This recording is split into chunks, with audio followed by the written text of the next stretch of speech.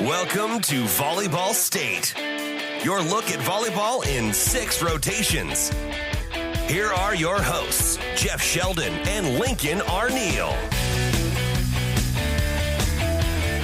Hello and welcome to Volleyball State, a look at the sport of volleyball in 6 rotations and a proud part of the Hurrdat Sports family. I'm Jeff Sheldon. And I'm Lincoln Arneal.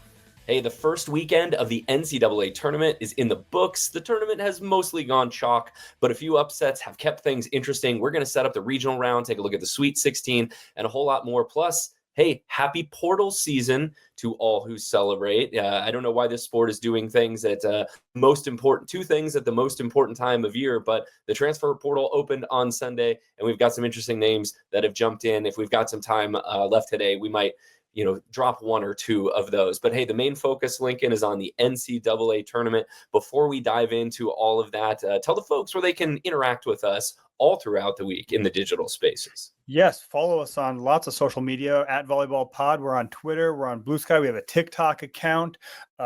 You also can find me at Lincoln_VB or Lincoln VB. Read all my writings at Huskers Illustrated. I've changed up my Substack reporting week. I'm going to come out on Tuesday. The week's kind of changed a little bit too. So rather than the weekend preview, it's a weekend recap. So I'm going to be working on that Monday. So that will be in inboxes on Tuesday morning. Lincoln is probably the highest value volleyball poster on social media. You are prolific, sir. You've got stuff from Nebraska matches, stuff from matches all around the country. We've got the Substack and the videos, and nobody's paying a dime for it, which is great. Subscribe to Husker Illustrated. Give me some money. Yeah. There you go. Yes. There you go. Help me out, make a career out of this as well too. But yeah, so we got a lot of busy stuff happening. We got a lot of stuff happening in this podcast too. We got our 6 rotations. We're going to start off quickly recapping Nebraska's invasion of the Sunshine State, the conquest, where they took on Florida A&M on the northwest corner of Florida, the state of Florida, and then they go all the way down to the south and play Miami. Is Tallahassee technically Northwest Florida? Is it in the Panhandle, or is Tallahassee? No, it's kind of like right on the edge of the Panhandle. Okay. I mean, it's north central, northwest. But we won't spend a lot of time on those matches because if Nebraska, the team, didn't, then why should we? No. I got family in Tallahassee, so I can, and I've been there. Never been to Florida A&M, but I've been to Tallahassee. So okay. We'll move to rotation 2. We talk with Sam Gore, ESPN, host of the ESPN's Fifth Set. So he gives some great insight on that production and just kind of what he saw over the weekend and what's ahead for volleyball on ESPN. Then we're going to go region by region, kind of break down what the upsets were, who won, and what kind of lies ahead in each of the regions too. So rotation 3, we'll go check out the Pittsburgh region. Rotation 4, Louisville. Rotation 5 is Penn State, and we will close in rotation 6 with Nebraska's region, and kind of a preview of the week ahead for the Huskers. Absolutely. So let's dive right into rotation 1 at the Devaney Center on Friday and Saturday night. Nebraska did not spend a lot of time on the court, particularly on Friday night against Florida A&M. Nebraska sweeps the Rattlers, hits 341. Nebraska hit 341 actually over the first 2 rounds against both Florida A&M and Miami, held both of the opponents to darn near 0. The most interesting thing I think that came out of Friday, Lincoln, is Nebraska set 2 school records by my count against Florida A&M. In the rally scoring era, it was the fewest number of points Nebraska has ever allowed in a set. The 3 points they allowed in game 1 to Florida A&M. And then the 29 points that Florida A&M scored over the 3-set match was the fewest that Nebraska has ever allowed to an opponent in the rally scoring era. It was pretty darn close. That's not just NCAA tournament. That's any match. So any match ever. Yeah, these are supposed to be good teams that have qualified for the postseason, but Nebraska dominated Florida A&M. And I would like, these are Nebraska school records. Where do they rank an all-time NCAA records?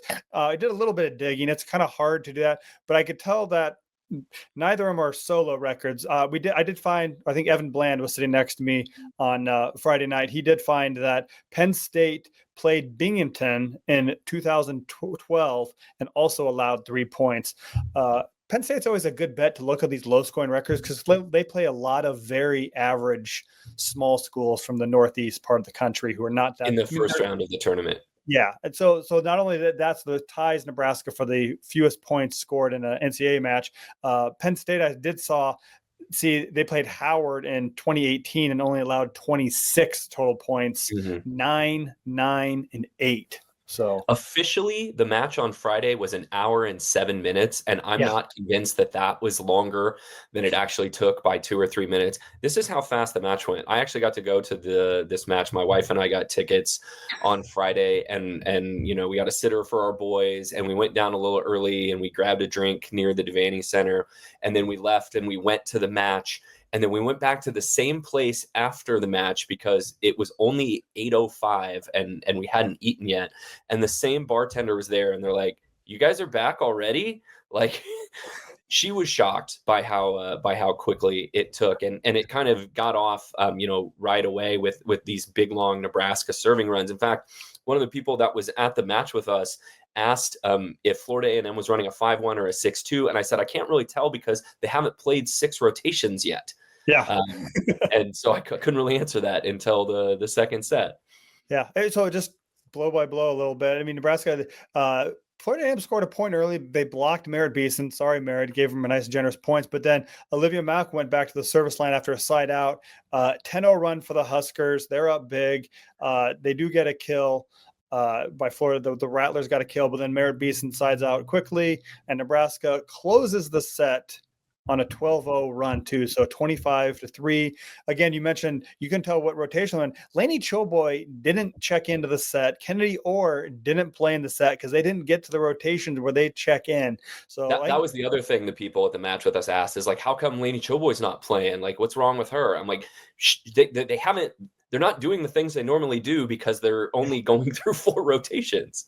Yeah, because she would have checked in. I mean, there's another. Yeah, she's Merritt Beeson ended it. She usually checks in from Merritt Beeson to play the back row after they side out after Merritt Beeson served that rotation 4. So it was an impressive. And I think maybe the most I don't know if it was cutthroat move, but there was a point somewhere and it was like 17-2 or something like that where John Cook actually challenged a out call and got another kill for Harper Murray and kept Nebraska's run going on. So no hold bars when it comes to the postseason. Murray led Nebraska in the match in the first round against Florida A&M, 12 kills. She hit 440, a really nice match for her. Nobody else in double figures because this match got over pretty quickly, and Florida A&M was pretty high error and gave Nebraska some points. Andy Jackson did have 8 kills and hit a toasty 538. But I can't ever remember, Lincoln, a match going an hour and 7 minutes in the rally scoring era, at least in the 25-point rally scoring era. I thought earlier in the year that Wichita State match went pretty fast, but that was like an hour 20. Nothing has checked in shy of 70 minutes to my recollection. Yeah, and not only was not a lot of points being scored too, but the rallies did not last very long either as well too. It was either a bump set spike or bump set air. There was not a lot of back and forth on that. I mean, Florida A&M finished with 16 total kills, and that was only by 3 players. Had all of their kills had 7, 6, and 3. So, but a lot more players had hit. They had 20 hitting errors that were a lot more evenly distributed amongst, I think, 8 or 9 different players. So they were more judicious with those. Florida A&M did hit negative in the match, so they had more errors than kills. That's the second straight match where Nebraska's opponent has gone in negative because the regular season finale against Maryland, the Terps also hit negative. So Nebraska is just pulling down that opponent attack percentage. It's right around, I think, 140 right now. I would say neither of the Florida teams that came to Lincoln this weekend had great ball handling. Or ball control. We move into the Miami match. Nebraska sweeps this one in the second round on Saturday night, 25-19, 25-14, 25-18. So I think Nebraska was the only team in the NCAA tournament that did not allow either of their first 2 opponents to reach 20 points in any set. I think Nebraska hit some balls that I'm used to seeing a Big Ten team, keeping up and extending a rally. But, Miami was kind of boom or bust. They had 2 really good pin hitters in Grace Lopez and Heredia Colon. And not a lot else just kind of in the they're a good blocking team on the year, but they didn't put up a ton of blocks against Nebraska, or at least not enough to swing the difference. And so for Nebraska, if they were able to get in system and put a ball in a challenging spot, it was tough for Miami to come back from that. Yeah, Miami their offense was all over the place too. They didn't pass it well. They passed a 2.23 on a 4-point scale and only had a 47% good pass. So on a 4-point scale or a 3-point scale? That's a 4-point scale. Okay. Do you want to know what their 3-point scale score was? A 2.07. Okay, so yeah, I guess I'm used to the 3-point in passing. For those of you who are like, what the heck are they talking about? A 3 is a perfect pass, or a 4 on the 4-point scale. They passed a little better than average, which is to say not great. And a 47% good pass percentage, that's under 50%. That's not great. So either Nebraska was serving the heck out of the ball, or Miami just, passing sort of faltered them. And because of how good pin hitters are, sometimes they can get away with that. Their setter was pretty good. Miami setter was on the Dominican Republic Olympic team in Paris this past summer, and I thought she did a pretty good job, but just not enough weapons for Miami in this match. Ariana Rodriguez is her name. Right. And she was pretty good. So Miami definitely has some weapons, as you would have suspected, for a team that has wins over Stanford and Texas this season. That team did not, show up in Lincoln on Saturday. Nebraska takes care of Miami pretty easily. Harper Murray again leads the way with 9 kills. Merritt Beeson 8 kills. Taylor Landfair also had 8 kills. And then defensively, it was Rebecca Alec above the net with 7 of Nebraska's, I think, 10 blocks on the night. So a nice defensive match for Rebecca Alec. We did mention Flomari Heredia Colon was Miami's leading attacker. She had 14 kills, but with pretty high error. She had 11 hitting errors too. So no Hurricane actually hit better than 100. I think their leading attacker topped out at 100 in the match. So Nebraska did what they needed to do defensively. Yeah, she had a shot at one point where it ended up like in the 8th row. Like, it was such an errant shot that it was like halfway up the A section. Everyone's like, ooh. She has a major league arm. I mean, she can hit it with power, but I think Laney Chobo found that out a couple times. Yeah, Laney got hit a couple times. I don't know. She looked a little uncertain. We didn't get a health update on her after the match too, but we typically don't get those. But hopefully Laney can recover from a couple of the errant balls that sometimes you don't know where it's going, and they did that. So I will also give a shout out. You mentioned all the other.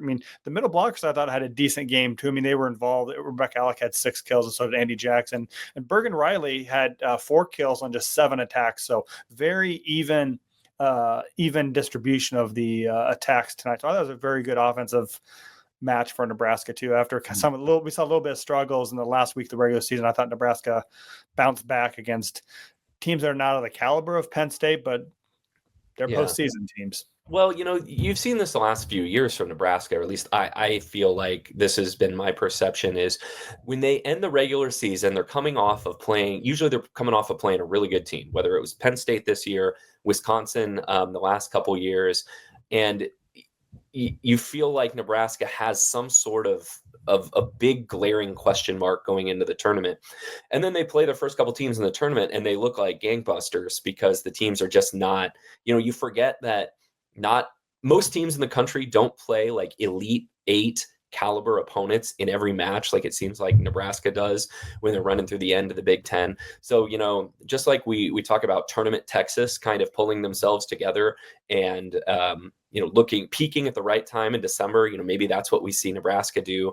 I still think Nebraska's offense needs to find itself. It's still not clicking exactly like I'd like to see it. Like even in that blowout against Florida A&M, I would expect them to go out and hit like 550 in a match that they win by those scores. And, they weren't above 400.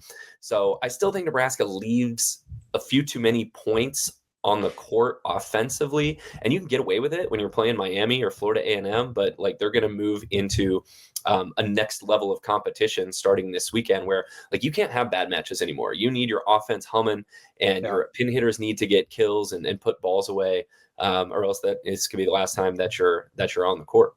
Yeah, this was both teams were mostly pretty undersized. So that was kind of the one concerning thing is, Merritt Beeson got blocked a couple times. Andy Jackson had started a little bit on her slide, but I think a lot of teams or keen up on that slide. They see her running that route, they'll send 2 blockers there. I think Riley needs to be able to read that a little bit more and not put Andy into a situation where she's going up against 2 blockers a lot on that slide. So, I mean, there's the pin just a little bit more. And I think sometimes that slide set gets hung up inside and it leaves Jackson kind of little choice, but to try to go underneath the block. And that's where some of her bounce blocks have been coming from. If you push it far out to the pin, Jackson, I think at this point in her career, knows how to hit line, or she can tool outside hand a little bit. So I'd love to see those sets just get pushed a little bit farther outside. Yeah, they need to mix up the tempo a little bit too. But I mean, overall, I think this is the kind of matches you wanted to see from Harper Murray. I thought she looked really impressive. Led the team both nights in kills, obviously, but I thought just the shot array that she had, it was what you want to see from your number one attack option. So good night from her. And I don't think we can talk about this, but one of my favorite exchanges after the Friday night match, Olivia Malk had a big 10-0 run. She also ended the second set with ace. And then John Cook was ribbing her a little bit in the post-game press conference, saying that she used to have a wimpy serve. And when she first came here, like he used to call her serve Bennington JV level. And she took offense to that too. And so did Harper, who was sitting next to her. So they went out and they practiced during practice on Saturday morning. Olivia served one at Cook and he shanked it. Yeah. He shanked it. He removed the wimpy label after that. Yeah, I think, Malk isn't serving BBs a lot of times, but the ball is moving, which is the whole point of a jump float serve anyway. And, kind of the results speak for themselves. She has that big run against Florida A&M. And there's a reason why, as a true freshman, she's in the match as a serving and defensive specialist. And I always feel bad at this point. It feels like we always sort of leave Lexi Rodriguez as an afterthought. I tweeted this during the match on Friday, just kind of watching, and from where Lincoln and I both sit, both Lincoln, where you sit in the media section, and then when we go to matches, our tickets are just a section or two over. So we both have end line views. And I tweeted that Lexi Rodriguez is really a player that you need to be in person watching to fully appreciate her. The balls that she can get to, the out of system setting that she could do, the amount of court that she covers is just so impressive. And I forget how many digs she had this weekend. 15 and 9. 15 and 9. So like not blowing you away, but like 15 digs in a 3-set match is a lot. And once again, she made her influence on the match felt, both of them this weekend. For sure. And while we're talking about Lexi, record watch update, she is now 47 short of Justine Wong-Arantes for the overall number 1 spot on Nebraska's dig charts. So she needs to, like, that easy math here. Nebraska has at most 4 matches left. She gets 12 per match. She will break the record if Nebraska makes the title match too. So the path is there. Mm-hmm. So it'd be kind of cool. I mean, yeah, she was really impressive too with some of the errant shots that they're still coming hard. I mean, the hitters may not know where I'm going, but the defense still has to react to them. So she was pretty impressive with the ups that she had against Miami.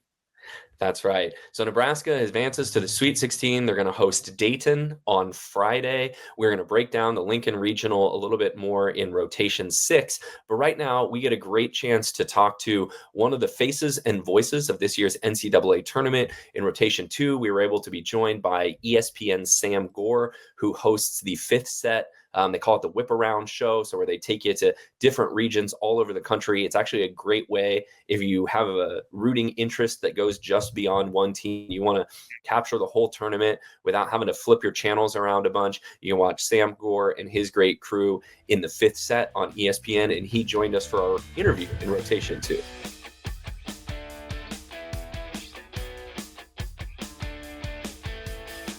And now we move on to our next rotation. We are joined by Sam Gore of ESPN, longtime commentator for ESPN. But you may know him. You see him on your screen covering volleyball matches. Also the host of the 5th set, the Whip Around Show that showed you all sorts of volleyball matches. I think it's one of the more enjoyable ways to watch the volleyball tournament too. So Sam, thanks for joining us here at Volleyball State.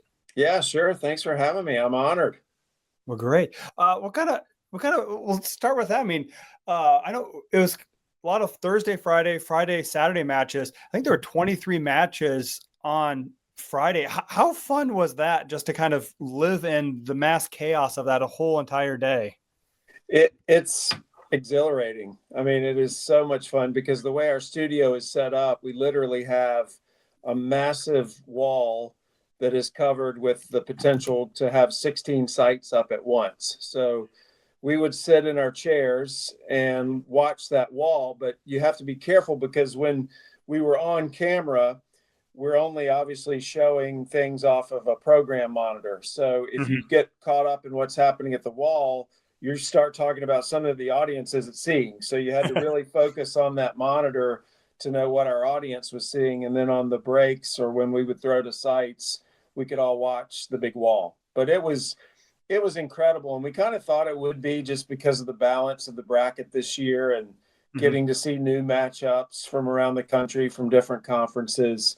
And put it this way, I'm on fumes today. I mean, it was just like a total adrenaline hangover, and I didn't hit one ball, just from watching. Well, Sam, we appreciate you joining us here on Sunday. So I give you plenty of days to recover.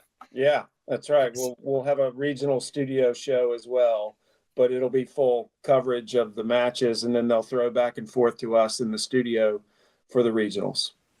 And I think this is a way that people are becoming more accustomed to watching sports. It starts with like NFL Red Zone, and you're obviously the one that everyone sees, bringing them the action, the folks who are on camera. But I know that nothing quite so intricate and fast paced happens without a good production team behind you as well.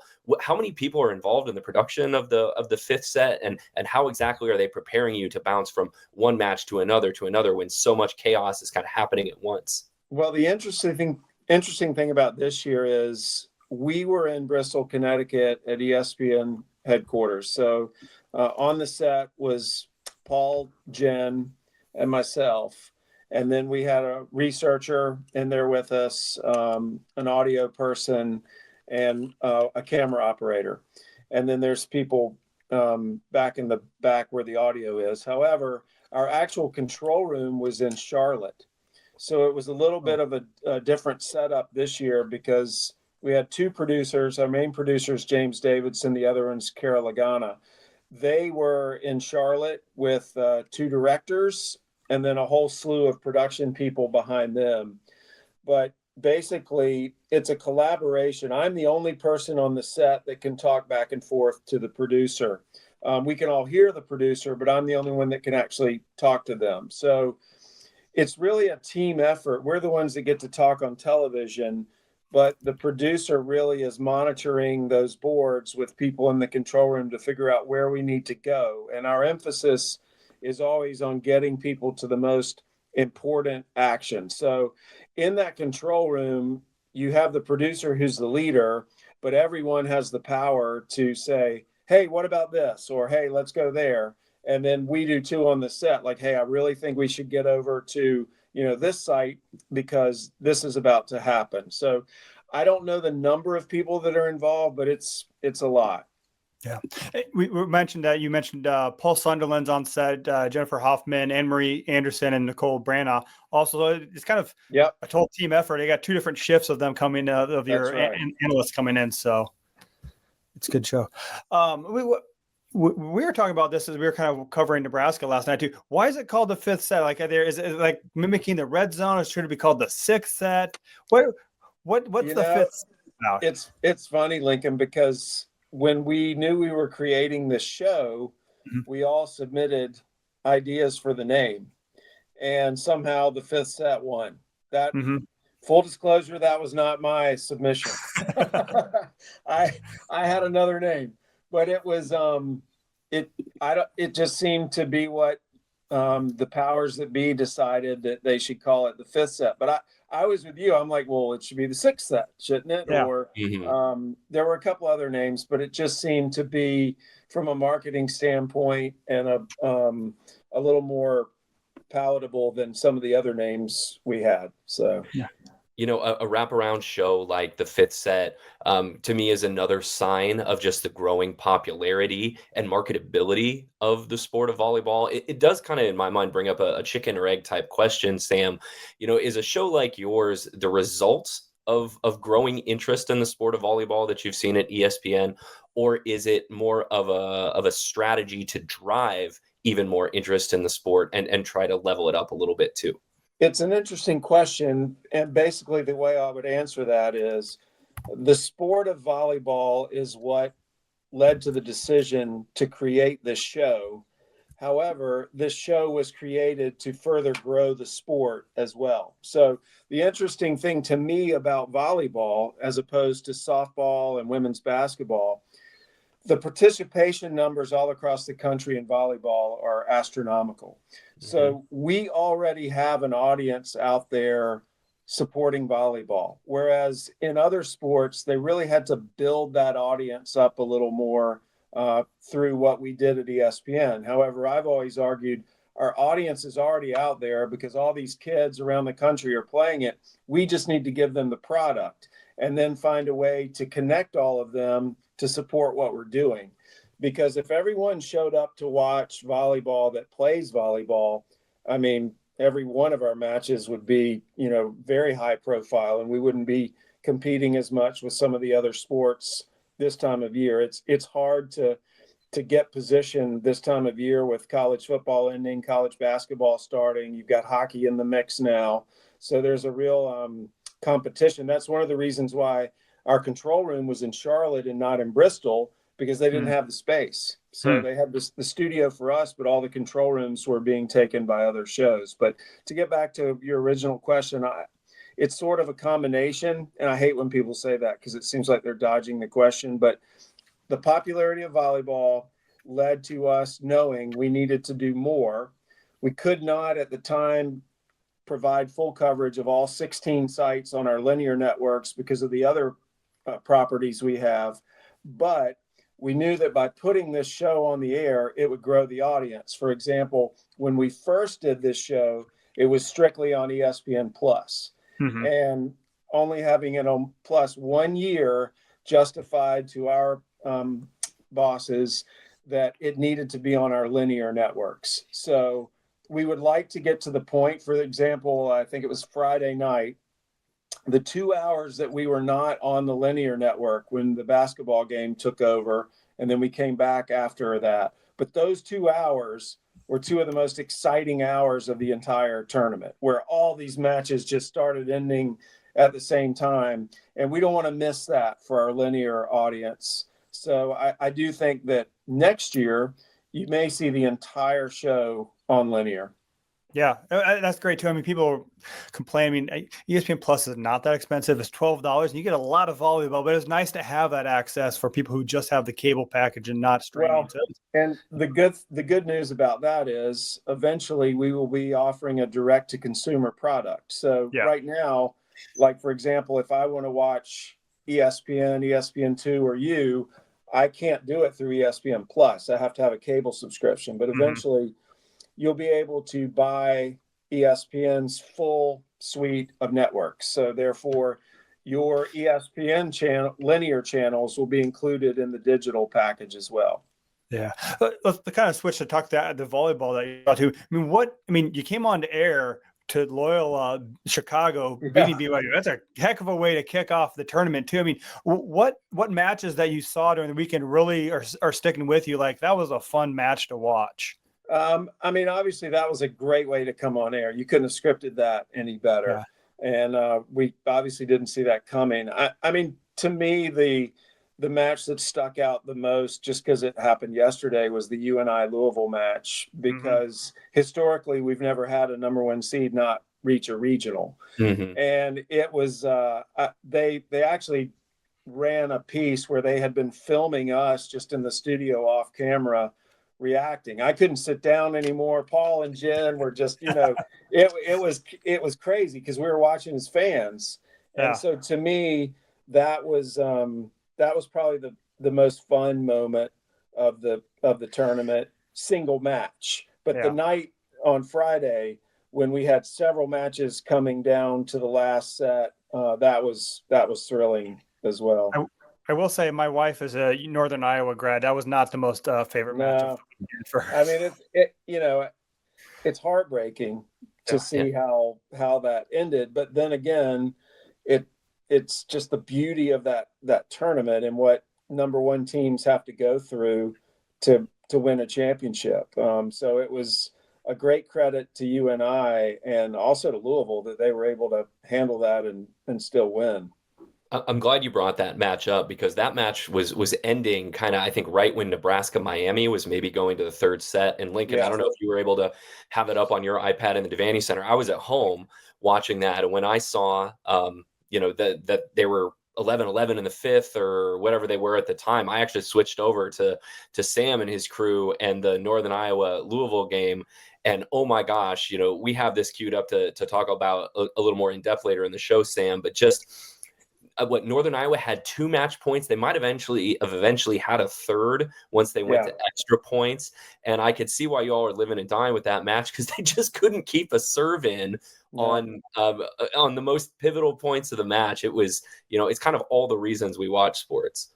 Yeah, you're right. It was, it's heartbreaking to see, the service errors at that point in the match. But then again, in college sports, I'm very protective of the student athletes. I know people will push back and say, well, the NIL deals and the settlement and they're getting money, but these are still young people. And to me, you don't hold the med school student to the same standard as you hold the doctor.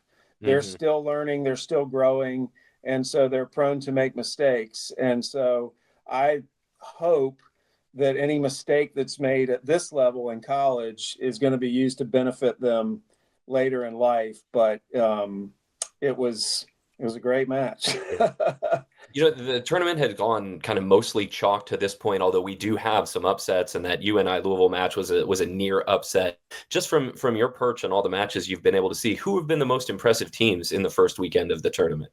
Wow, it's actually interesting because the number one seeds, let's just take them out of the equation, because I think that they have earned that right. And with the exception of what Louisville went through yesterday, I'm not surprised at all that they are where they are. I think Stanford is a team that has caught fire late in the season. However, that matchup against Florida is going to be fascinating, because I've felt like Florida was an under the radar team all season. They've had to go through some things with injuries once again and try to figure out their identity and how they were going to play.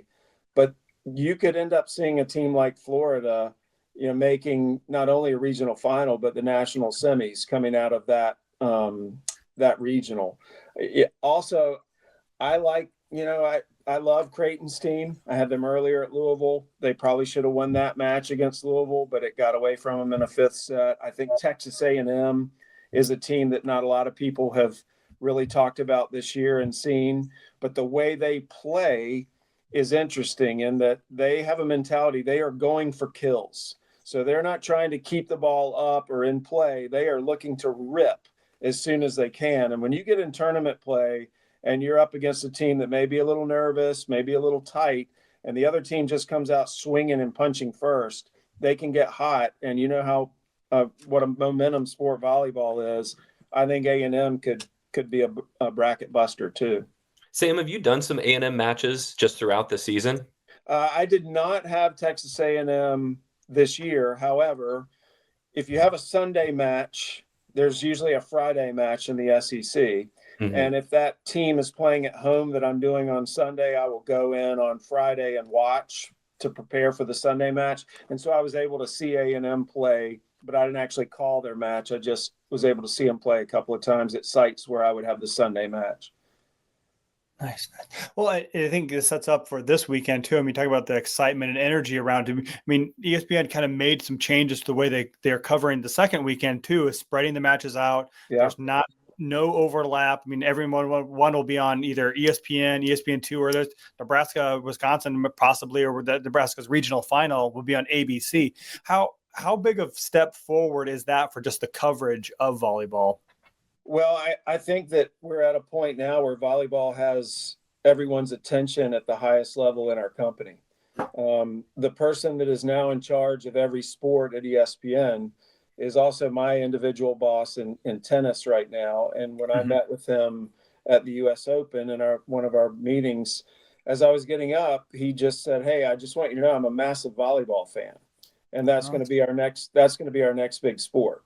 So I think that volleyball now is being treated like all of the other high-profile women's sports, but we just hopefully will get it to the point where it's treated that way the entire season, not just during the regionals and national semifinals and finals, but it's light years better than it was. And the reason I'm here at ESPN right now instead of at a regional site is for the first time I'm going to be hosting our new regional studio show. So in between all of those matches, we will take it in the studio and provide full studio coverage. We'll run features, we'll do interviews. It'll be just like, any other championship or any other, weekend in college basketball. All day I've been watching games and they go to the studio back and forth. So that's what we'll be doing here at ESPN.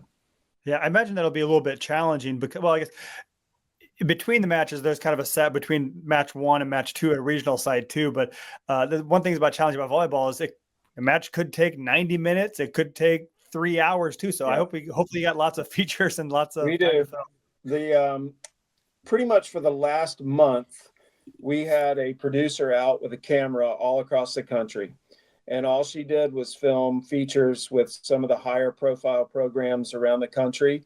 And all of that is being edited now. And so when we go on the air Thursday, we won't just be doing what they call wraps, where we're basically saying what we just saw and here's what's coming up and what to look for. It'll almost take on, at times, more of a magazine show feel, where we will roll features and we will talk about some of the stars on the court and coaches and programs. I think we just saw that, or I saw that a little bit earlier this afternoon. And forgive me what it was called, but ESPNU had a show on there that had a great feature on Maddie Skinner at Texas, had a great feature on Game On Harper Murray as well. And it was Katie George, I think, was hosting it, and it was a great show. And I've told this story on the podcast before when we had Paul Sunderland on Sam, and we're with Sam Gore of ESPN. Is I was covering the 2017 Final Four in Kansas City, and I was staying at the media hotel. And after the matches, everyone kind of went back to the hotel bar, and conversations were being had. And the ESPN folks were just so psyched because I think it was the first time that the semifinals had been on the main flagship ESPN, and they'd done a studio show from courtside. And it was the first time you really saw the big deal investment made in the sport with wraparound programming. And so, you all deserve as much credit as anyone in getting us to where we are right now. And I think Lincoln and I have been around the college game for almost 25 years at this point. And, from what it was back when we started to seeing what it is now, I think blows away my wildest expectations. Well, the unique thing about volleyball from a television standpoint is even if you're not a fan, when you're flipping through the channels, any rally can end up being a spectacular highlight.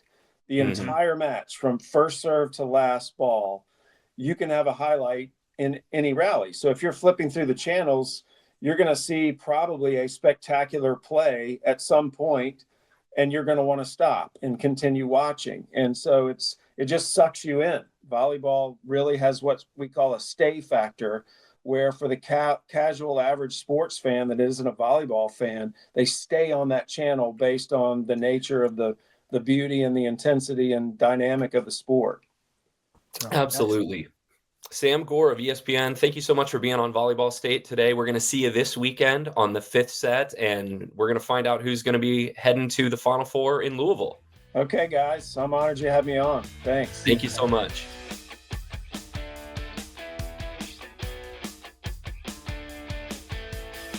All right. And thanks to Sam again for joining us. We're going to move on to checking out each of the 4 regions, rotation by rotation. We're going to start rotation 3 with the Pittsburgh region. We're kind of going to follow a somewhat loose format for each of these, looking at the upsets, looking at who advanced, and then what's ahead for those matchups of those teams too. So I don't know if this was one of the bigger upsets. It was one of the bigger upsets that happened, I think, at least according to seeding purposes. Absolutely. Missouri ended the dream season of number 2 SMU. Missouri was the 7th seed in that region, and it was in 4 sets. it was Missouri really controlled it. And the one set that SMU did win, they had to go to 33-31. So it wasn't like SMU was in control for a lot of that. Really, Missouri was the more dominant team. They were led by Michael Vernon, who had 23 kills, hit 308. Missouri also had 11 aces and 12 blocks. So Missouri kind of been one of those middle of the road SEC teams. But so to get a big win against SMU is good for them. And SMU is still looking for their first regional semifinal in program history. Not a shocking win, in my opinion. Missouri has that win over Texas this year. They've got some really good pin hitters. Michael Vernon is outstanding, 23 kills in that match. And then, if you followed SMU just outside of the high wins over Pitt and Nebraska, this was an up and down team all year. They had the capacity to lose in the second round. They had the capacity to, give Pitt all they could handle again in the Elite Eight if they'd made it that far. So, you feel bad for if you're a volleyball fan that is tired of the same old faces in the Elite Eight and the Final Four. SMU was kind of a great horse to put your money on, no pun intended, with the Mustangs. But then also it's just a little annoying, I feel like, when, you see what a team is capable of during the regular season and for those players to not reach their potential. Also, selfishly, if you're a Nebraska fan, you want to get Pitt out of there. And having a team that had already beat them once, faced them in the Elite Eight, maybe you felt better about that than you would have otherwise. But, there's some really good teams, both those teams in that second matchup. Now, Missouri's got to go play the third match of the year against Kentucky, and Kentucky is peaking at the right time. And, we'll get into Pitt's match against Oregon too. But, this is on paper, maybe at the start of the tournament, looked like one of the easier regionals, which you'd expect for the number one seed. But there's some real talent in that regional who's going to try to keep Pitt from going to the Final Four. For sure. I want to give a shout out to what Sam Erger is doing down in SMU too. I think that was, we didn't talk about this, but the postseason awards too. I thought that was one of the more, egregious misses that she did not win ACC Coach of the Year too. Just what she's been able to do at SMU. Dan Fisher won. You great. You gave the team that was supposed to be really good and was really good the Coach of the Year, but I thought Sam Erger want to give her some props for the job that she's done at SMU and turned that program around too. So her regional Coach of the Year honors from the ABCA should be coming out this week, I think. Yeah. And if she's not, I forget which region SMU's in, because there's so many regions. They changed all of them too this year as well. Yeah. Okay. She's definitely going to be, I think, a regional Coach of the Year. Yeah, for sure. Get her away. Pitt and SMU should not be in the same region. So that was kind of the rest of the region went pretty much according to formula. So we're left with number 1 Pitt taking on number 4 seed Oregon, and then Jeff mentioned as well too, number 3 Kentucky versus number 7 Missouri. And maybe the one other intriguing matchup, and this was Oregon. And TCU. Melanie Parra is one of the best players in the nation. She's a Player of the Year semifinalist, but he only had 18 kills on 61 swings against Oregon. So the Ducks did a good job against her. Mackenzie Morris, their libero, really kind of locked down the defense to limit. 18 kills and 18 kills is a lot, but when you need 61 swings to get there, that's not even a third of your swings are going down for kills, and Parra can be a little bit high air at times. With TCU, you can let Parra have 20 kills as long as nobody else goes off, and that's what Oregon was able to do. Yeah. So unfortunately, this is the sad part, is these players that have been around forever and also got the extra COVID year. Melanie Parra, her career ends in the second round with that loss to Oregon. So that sets up a very familiar round. Pitt and Oregon played in the opening week of the season. Pitt swept them up in Eugene. Now they get the return trip in Pittsburgh. And this, I believe this is the is it Thursday afternoon regional as well. Okay. I have that. I believe it. I don't have it in front of me, but yeah, your regionals are staggered this year of, Sweet 16 matches on Thursday and Friday, regional finals on Saturday and Sunday. Yeah. So they'll play the first match. The first match is on Thursday, I believe. It'll be on ESPN2.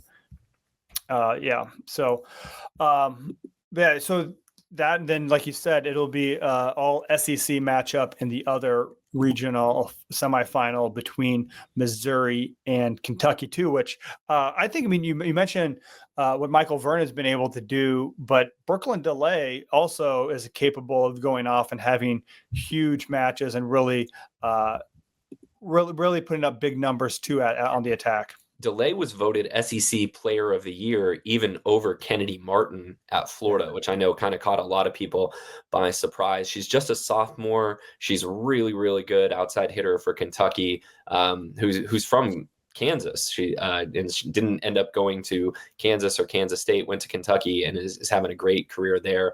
Oregon gets its chance to try to seek revenge for that loss in the season opener. Pitt didn't have like eye-popping numbers. This wasn't one in that first match. It wasn't one of those matches where Pitt went out and hit 375. They were under 300, but they still dominated that match. And then, Kentucky, we're going to talk about this in a little bit too with Nebraska. It's going to be Kentucky's going to try to beat the same good team in their conference for the third time. I think Kentucky swept the meeting in Lexington. They went 4 in Columbia, but Kentucky won both of those. So, we're setting up for potentially a Pitt-Kentucky regional final, which I think would be a great match. Yeah, for sure. For sure. Craig Skinner, again, every year if he figures out how to get his team to peak in the tournament as well too. I did look up my research while we were talking that it is the first one. So at Missouri, Kentucky kicks off the regional semifinals on noon on Thursday, and then Oregon Pitt plays 30 minutes after that first match is done. Okay, let's move on to rotation 4. Take a look at the Louisville regional. There were some upsets, and then there were some near upsets in this region, which you might expect maybe from the number 4 seeds, overall seeds, regional in Louisville. It started right away, as we mentioned, with Sam Gore. First match of the tournament, Loyola Chicago out of the A10 sweeps 5th-seeded BYU to kick off the tournament. Loyola Chicago is also the team that swept Dayton in the Atlantic 10 tournament, so they're no slouch, and they were able to put it on BYU. Not even close. That was a sweep. Oh. Yeah, that was Loyola Chicago looked good, and they looked dominant too. So using some of that basketball mojo they have and carrying that forward. So good to see them to kind of start off. The other big upset, but the other upset in the region was number 6 Florida took out number 3 Kansas. Again, this was the Kennedy Martin show. She really she had 33 kills and carried, she had 71, right around 71 swings too. So that's kind of the ratio you want to see. So, I mean, a lot of swings.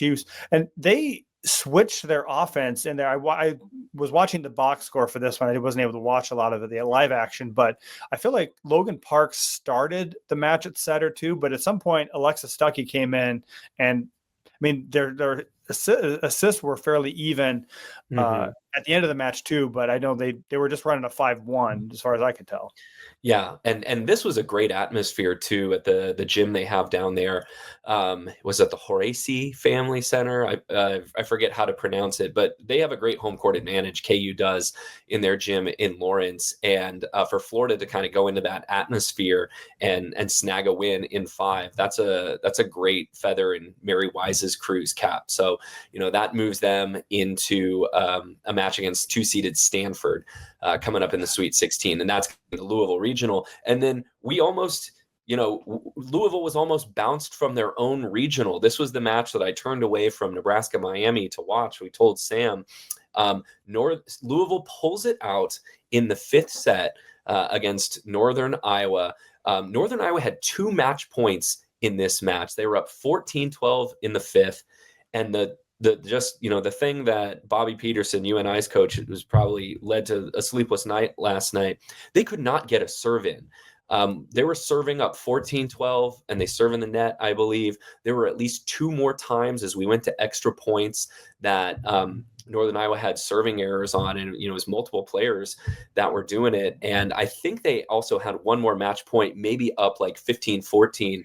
Or 16-15 in the 5th, but Louisville is able to fight off each and every one of those. Anna DeBeer puts down kind of a joust ball at the net on match point, and Louisville survives to host its own regional next week. 22-20 was that final set. And I was kind of watching. I put that on the full screen of my iPad just to kind of. It was more exciting than what was happening in front of us. I'm sorry, but yeah, it was one of the more exciting matches, and to have a number one regional seed beyond the ropes in the second round, that hasn't happened in a long time. Mm-hmm. So it was exciting, but yeah, the Panthers unfortunately do not. It was a hold your breath match where not only did Northern Iowa have those 2 match points, then Louisville had a match point that got fought off. I think Louisville might have ended up with 2 match points that Northern Iowa saved. Northern Iowa then got a block and they had a match point. It was like, if you turned away for 45 seconds, you never knew who was going to be serving for the match, and Louisville finally pulls it out. Yep. So that leaves us with the 4 teams we have left are number 1, Louisville, number 4, Purdue, who we haven't talked about at all, but will. Number 2, Stanford, and number 6, Florida. They will meet. They are the second set of matches on Thursday. I believe Stanford and Florida are going to kick that off at 6:00 on Thursday. Yeah. And we haven't talked much about Purdue. Purdue's in the Sweet 16 again. This is kind of always about the Purdue ceiling most of the time. But I think they've got a great chance against Louisville. Yeah. Of all the number 1 seeds, Louisville has been the most vulnerable the times I've watched them. And Purdue can get hot with Eva Hudson and Chloe Chacoin, and they can win this match. I know they can. And that would put them into the Elite 8 against either Stanford or Florida. And is this the year where Dave Shondell can finally get that elusive Final Four berth? Yeah. I mean, and Raven Coleman's also a solid middle. She may be one of the better middles in this whole entire region as well. Better than solid. She's an All-American. Yeah, she's. I'm trying to think. I mean, she's an All-American caliber player. Let's put it that way. I don't know if she has earned All-American honors, but Raven Colvin is a great middle blocker for Purdue. And that Stanford Florida match too, that is just going to be an offensive juggernaut. We've seen what Stanford doesn't have a huge block. They hit 545 against Loyola Marymount in the second round. So they can go off. One of the best setters in the country in Cammie Minor, who I don't know why it took me this long to put together. She's Harold Minor's daughter. Oh, yeah. Baby Jordan. Once upon a time, former USC basketball great. So I feel. Does he still own the Devaney Center record for points in a game, or did he finish with that? Ooh, that's a good question. I feel like that might have gotten Devaney Center record. Maybe Devaney Center record. Yeah, they moved to Pinnacle Bank Arena. Yeah, he held that at one time, I believe. Stanford, Florida, both those teams might hit like better than 325 in that match because Stanford has a great offense. Sammy Francis is a great middle for them. Cammie Minor is a wonderful setter. But then Florida's got Kennedy Martin, who can score on anyone. And I don't know if Alexa Stuckey's going to play that whole match, but, that's going to be a really entertaining Sweet 16 match. Also, for those of you who celebrate the portal season, Kennedy Martin did put out a message on her Instagram today that she is not going to enter the transfer portal. So any dream scenarios you have of her donning whatever favorite team that you root for, those aren't going to come to fruition. So Kennedy Martin, the portal season happened on its own pace. Don't worry about that. If Nebraska's still playing, enjoy that ride, or whoever team you follow, enjoy that ride. Don't worry about the portal season yet too. But Kennedy Martin, quite happy with what's going on in Florida, and so she'll be slugging away for them. Isabel Martin, also great, another kind of good second compliment. But this will be the Kennedy Martin show, and she'll put up big points. With Louisville, Purdue, it kind of comes down to Louisville's a good defensive team. They've got a block that can slow really good hitters. Can they slow down Eva Hudson? Because few teams have really done that this year, and that includes Nebraska, where she tore Nebraska apart, even though Nebraska won the match. So, I've got my eye on Louisville, Purdue on Thursday. Yeah, that'll be Friday? Thursday. Okay, thank you. Thursday. We haven't talked about Friday yet. So Thursday night. So that'll be a fun match. A lot of offense in all 4 of those, I feel like. And again, I believe this one too. Let me double check this, but I'm pretty sure because of basketball commitments that this is going to be played at Memorial Hall. Because I think there's not Freedom Hall. Sorry, no, you're right. Yeah, Freedom Hall. Sorry, wrong generic thing. Freedom Hall at there. They won't be playing at the Yum Center because I think there's a men's basketball game that has been scheduled for this. So they aren't going to play at the Yum Center, which is hosting the Final Four and where they played this past weekend as well. So they are possibly going to have to move to what is it? Freedom Hall. Freedom Hall. Okay, the old place. The ghost of Denny Crum probably haunts that place.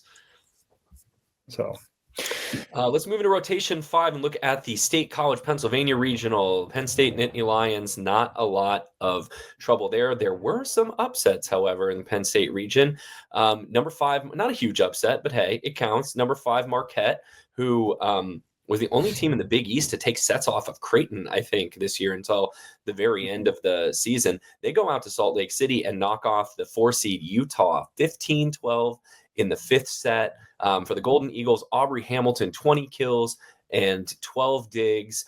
So that's a great win for Marquette to knock off another Big 12 team. And these newcomers of the Big 12 did not have a great first weekend of the NCAA tournament, did they, Lincoln? Because not only did Utah lose, Baylor went down at home, and Arizona State got beaten by Texas A&M.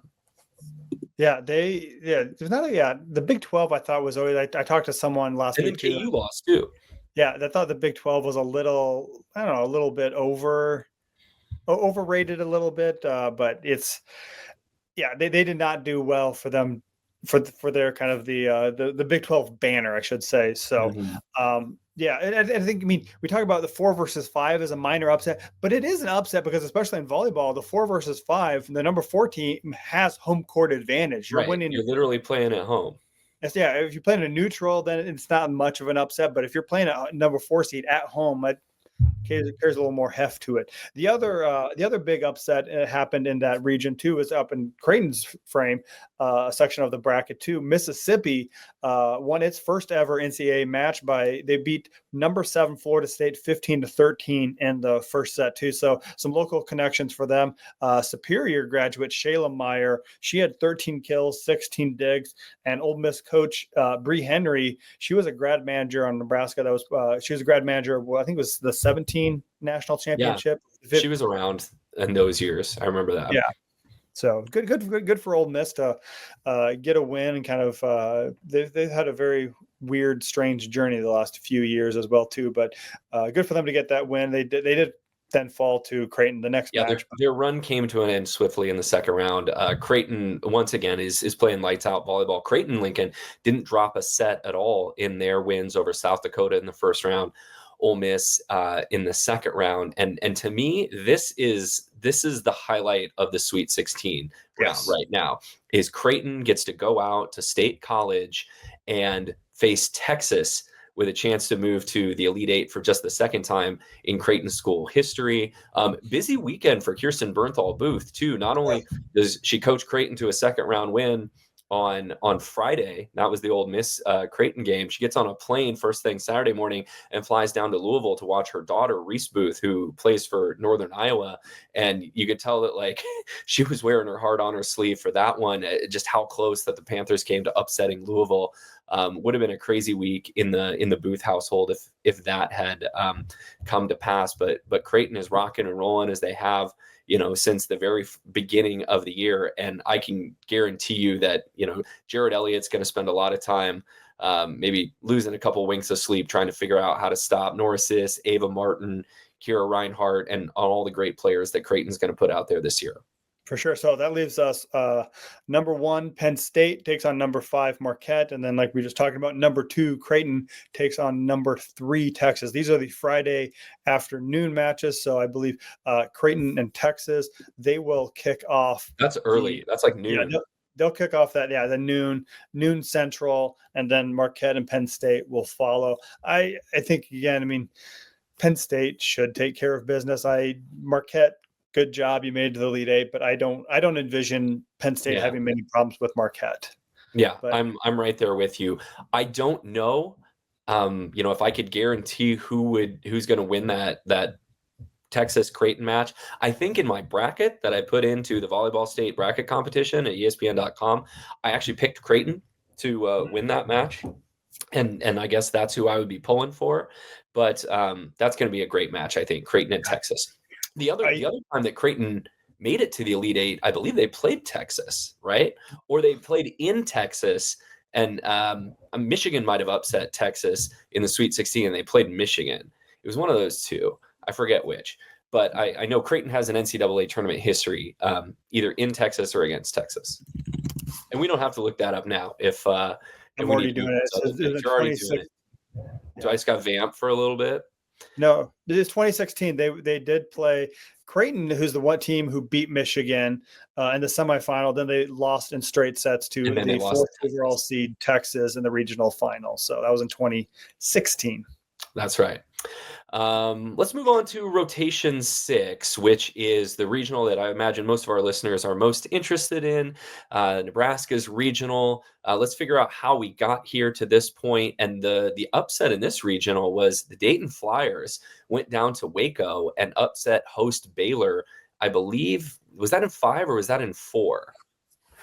Dayton knocks off Baylor to deny Nebraska that old Big 12 rematch in the Sweet 16. But this Dayton team is legit. They've got a player who's going to remind you of Jill Gillen from Arkansas last year, who's a 5'8" outside hitter who just wails on the ball. Her name is Lexi Almodovar. Hope I'm pronouncing that right. Forgive me. 5'8" outside hitter Lexi Almodovar is 6th in the country in kills. Averages 5 kills a set. She had 56 kills in Dayton's first 2 NCAA tournament matches this weekend, including 34 in their win against Baylor. I don't know how her arm hasn't fallen off yet, but that's a player that Nebraska is going to have to game plan around in the Sweet 16 against Dayton. For sure. The other big upset in the region too happened again. Another Big 12 school went down. Texas A&M, number 6 seed, takes on number 3 Arizona State. That was just in 4 sets. So A&M looked pretty impressive. Like Sam said, they swing away. They are not very timid. Mm-hmm. Logan Lednicki, she had 27 kills. She is a left-handed opposite, hit 500. Emily Helmuth had 20 kills. So Jamie Morrison in his second year at the helm of Texas A&M, doing some big things. Really, really exciting kind of to get them into the second week of the tournament is a big accomplishment for him and that program. Lednicki is another really exciting player to watch. I watched that match where A&M went to Austin earlier this year and beat Texas. She went off there and had 20 kills, a big lefty, swings away, just kind of like your classic opposite hitter. And that match really wasn't that close against Arizona State. I think they won after the team split the first 2 sets. A&M won game 3, something like 25-15. And then Arizona State led game 4, something like 20-16 or 21-17. They were up 4, and A&M just went on a 5-0 run and took it from them at the end. 25-22 is the final in the 4th set. Yeah, 25-15 was the 3rd set. So yeah, they really controlled most of that match. And maybe there was not the best atmosphere in Tempe if everyone was in Dallas watching the Sun Devils win the Big 12 football championship. But that happens this time of year. There's a lot going on, and it was a great run this year for JJ Van Niel's Sun Devils. They win the Big 12. They played Nebraska tough. You could tell they've got some great players, but A&M swings away and slugs their way to the Sweet 16, where now they get to match up against a Wisconsin team that I think everyone kind of circled at the start of the tournament to end up in the Elite 8 playing Nebraska for a 3rd time. But, you look at the Sweet 16, both Nebraska and Dayton are 31-2 on the year. Dayton, actually, one of their losses on the year is to Marquette. Excuse me, I believe. And then they lost to Loyola Chicago in the Atlantic 10 tournament. Early in the year, yeah. So Nebraska and Dayton both 31-2. Wisconsin's 25-6, but they had a couple of their losses at the start of the year. They're a different team now. Texas A&M is just 21-7, so the record's not that impressive. But they can swing with anyone. They have a win this year over Texas. I believe they have a win this year over Missouri. And this is going to be the biggest test of the season. And for them, Jamie Morrison's a great coach, a former assistant coach with the U.S. national team and former head coach of the Netherlands national team. So, they've got something cooking down in College Station. For sure. So, you mentioned Wisconsin too. Wisconsin did drop a set against Georgia Tech. They pushed them that 3rd set to avoid the sweep, but Wisconsin took care of business, looked pretty good doing so. Very emotional night at the UW Fieldhouse, where they have a huge group of seniors playing their last match in that arena that they've been a part of for the last 4 years, where a lot of them were part of that. A lot of them were part of that national title team back in 21, but So kind of a very emotional night too, but they're coming to Lincoln with a chip on their shoulder, and they want revenge, and they will play Texas A&M. They play these are the Friday night matches. So Wisconsin, Texas A&M will play at 6:00. Nebraska, Dayton to follow, and they also get the winners will get the primetime slot Sunday afternoon, 2:00 ABC. Absolutely. So, the TV property is probably hoping for Nebraska, Wisconsin round 3 there, but A&M and Dayton certainly going to have something to say about that. Let's go back to Wisconsin, Georgia Tech in the second round for a second. Yeah. Georgia Tech lost to Nebraska in the Sweet 16 last year, and every year they're kind of the what I like to call the almost good team. They've got some really good players with Otene and Bianca Bertolino. They almost beat Stanford in the last week of the regular season, but Sarah Franklin had 20 kills. Pitt too, didn't they? Excuse me? They almost beat Pitt too in that last They week. had Pitt on the ropes. Yes, Yeah. absolutely. I think they played Pitt and Stanford in the final week of the regular season and lost in 5 to both of them. What jumped out to me, Wisconsin, the blocking is as good as it's been for Kelly Sheffield's crew. They had 24 blocks this weekend in their wins over Fairfield and Georgia Tech.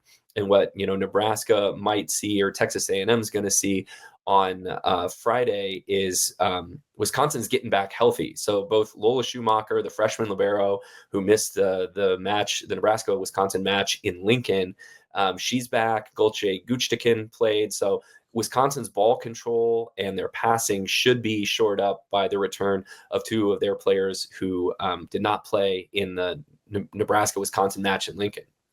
Yeah, they're healthy, and I think we talked about a lot during last week's show too, that beating a team 3 times is a big challenge. So I think they're coming in with an edge and really wanting to get that opportunity. But they have the physicality to match up with A&M too. But I think Lednicki has a really great. Let's talk about them a little bit. She's the leading attacker, and she's a left-handed opposite. She's averaging 4.4 kills per set too. I think you like you mentioned, that match against Texas really put A&M on the map, and she carried the load too. She's exciting to watch. Emily Helmuth is also averaging 3.3 kills per set, and they have a middle blocker, Afina Kos Opala. I think Michaela actually mentioned her last week's show as a player to watch. Afina Kos Opala, she was really good in their second round win over Arizona State. She averages 1.4 blocks a set, so she's in the top 15 in the country in blocks too. Yeah, they weren't a sure thing to make it here too. I mean, they knocked off Arizona State too, but they struggled a little bit in that first round. They played Colorado State, who very solid Mountain West team. They won the last 2 sets, 29-27, then 25-23. So a couple of deuce games, and Colorado State actually had a higher hitting percentage by 50 points. So they did just enough. And I think that comes with a little bit of that attitude of, we're going to swing hard. If we hit errors, oh well, but we're getting a lot more kills than mistakes in the long run too. So they have that resume building win. They also beat Baylor. They did lose to Wisconsin earlier this year, but it was a sweep. But again, pushed the Badgers a little bit. That second set was 30-28, so maybe had Wisconsin sweating a little bit. So again, another rematch in the regional semifinals from teams that who are a little bit familiar with each other. So A&M Wisconsin is actually going to be the first match of the Devaney Center on Friday. Whenever that's done, Nebraska and Dayton will come next. So this could be an 8:30, maybe a 9 o'clock local time start Friday night in Lincoln. Let's say a word about Dayton just real quick. They went 18-0 in the Atlantic 10. Dayton is sort of similar to Creighton in that they are clearly the best team in their league. They dominate that league almost every year. They make it to the tournament almost every year. We mentioned their losses are to Marquette and Loyola Chicago. They're a really good offensive team. Even outside of Almodovar, they hit 301. So they got a 301 team hitting percentage. That's 6th in the country. Almodovar is a great story just because she's 5'8" and they give her so many swings. If you do the math on this, she has over 1,200, almost 1,300 swings on the year. If you want to combine or contrast that with a more balanced team like Nebraska, Harper Murray leads Nebraska with 961 swings. So Almodovar has 300 more attacks on the year than Nebraska's leading attacker. She took 138 swings in the first 2 rounds of the tournament against South Carolina and Baylor. So, I expect Nebraska to be able to knock off Dayton. Nebraska is usually pretty good at game planning around stopping the other team's best player, as long as that player is not absolutely dominant. But you don't average 5 kills a set unless you have a bag of tricks like Lexi Almodovar does. And, it's going to be like we watched Jill Gillen a little bit last year against Arkansas, probably able to tool the ball really well, hits high hands well, has a nice mixed up shot selection, and Nebraska's going to have to be really disciplined and serve well in order to get Dayton out of system. Yeah, and this was going back to that Miami match too. I think that Full Marie is a little bit different type of player too, but similar offensive structure where she's the dominant attacker for their offense too. Nebraska tried to actually, a lot of teams will try to serve at that player and get them to pass and wear them down, just doing a lot. Mm-hmm. Nebraska took a different approach where they served away from Flo Maria and make it so it's a longer pass or longer set to get it to her. So give their defense more time to set up. So it's not just serve, pass right at her. She can pass for a setter and then gets it right back to. It takes a little more time to develop, and it's a little bit tougher serve to go across the court to get her where she wants the ball. Very nice. So the regional final will be on Sunday afternoon, as Lincoln mentioned, middle of the afternoon, prime time on ABC. And I believe that's the only regional final that's going to be on ABC. Is that correct? Yeah, the one's on Saturday on ESPN2, and then this is on ABC. And then the Penn State regional final will be on ESPN Sunday evening. So get lots of coverage too. It'd be interested to see. Nebraska's played a couple times on network this year, and they've been right around that 600, 700,000 mark. If they can, I feel like with the extra importance of this one, and also if it's a Nebraska-Wisconsin match too. I know the NFL is going on too, but if they could get 1 million viewers for that, that would be very impressive. They could do it. Absolutely. They could do it. So by the time you hear next week's show, we will know who the Final Four is, and we'll come back next week with a breakdown of the Final Four, regardless of whether or not Nebraska has advanced to it. We do want to finish up by giving a shout out to some other smaller college Nebraska teams that finished their season this past week. The one that is still active, the Bellevue Bruins, are going to be in the semifinals of the NAIA tournament coming up on Monday night. When a lot of you will hear this show, they're going to be playing Corbin out of Oregon, and they got there by knocking off the Concordia Bulldogs on their way to the NAIA semifinals. So apparently we jinxed Coach Ben Bolt when we had him on earlier this season. So the other NAIA semifinal, defending champ Indiana Wesleyan, who has a local tie as well. Their coach is a Norris grad named Candace Moats. And so Indiana Wesleyan will be playing Southern Oregon in the other semifinal. Maybe we'll be coming back next week and talking about the NAIA national champion Bellevue Bruins. Yeah. It's happening up in Sioux City. So if you're bored Monday, drive up there to the Tyson Event Center. I think it's up there. So right on the river. Yeah, Midland also made the NIA pool play. They did not make it out, but so they had 3 Nebraska teams kind of participate in that tournament last week. Other highlights kind of around the rest of the state. UNK, speaking of jinxes we have, UNK great season, but they lost in the first round of the Division II tournament. They played their conference rival Washburn and suffered just a heartbreaker in the 5th set. So that was their 3rd loss of the year. So lost to Washburn in the first round. That was one of their 3 losses. The other 2 losses came against Central Oklahoma, who actually they advanced out of the Central region. So they're going to the Elite 8 for Division II tournament here that'll start this week. But they're the team who advances out of the death trap that is the Central region. Yeah, tough one to swallow for UNK. The Lopers led 7-1 to start Game 5 and ended up losing in the 5th set to Washburn. Go Ichabods. Yeah. And then UNO, Omaha, the Mavericks got a couple of matches in the NIVC volleyball tournament. They knocked off Lindenwood in the first round, but lost to DePaul in the second round. Another 5th set heartbreaker, 15-13 in the 5th. Coach Matt Buttermore's Mavericks end the season there. And I was at DePaul too, so tough road, but good to get some postseason experience there, and good season That's for those. a really decorated group for the Mavericks because they were the group that helped Omaha earn their first ever NCAA tournament berth last year when they won the Summit League championship and got sent down to Lawrence. So nothing to hang their head about with a couple of postseason appearances for that group in Omaha. And they got to play a match in front of 92,003 people. So that's quite a career that they will remember for a long time. A lot to be proud of for what's going up at the Omaha program as well too. So that's our show for this week, unless you got anything else, but I think I got nothing else. Everyone, hey, subscribe and review. This is the most exciting time of the college volleyball season. We're still figuring out what we're going to do for the Final Four. If Nebraska makes it, we'll probably throw in a bonus show or two. You can check out all of our merch as well. Your Bald Set Spike shirts, your Volleyball State gear, your Justice for Liberos. We got some great Liberos left in the NCAA tournament. That's all at hurrdatsports.com/shop. And you can find us on social media. We're tweeting our brains out at Volleyball Pod on Twitter. You can look for Volleyball State on Blue Sky. You can also email the show your thoughts or suggestions at volleyballstate@gmail.com. One of us checks that inbox most of the time. And you can also get a hold of me on Twitter at @ByJeffSheldon, and on Blue Sky, I believe I'm the first one there, just under the name Jeff Sheldon. So check us out. There you go. You can follow me on Twitter at Lincoln_VB, Lincoln VB elsewhere.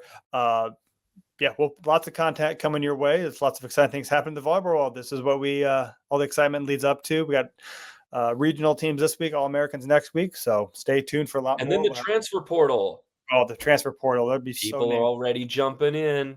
Ivy Lucas with one name from Omaha. She's Omaha Scott graduate. She's in the portal. I saw that today. So that's the first name of significance that I saw. Baylor also had a player who got injured during her freshman year as well too. So one of those impressive Ohio State players we were able to see early in the year. Word is looking at changing jerseys too. So it's going to get crazier before it gets less crazy over the next couple of weeks in the volleyball transfer portal.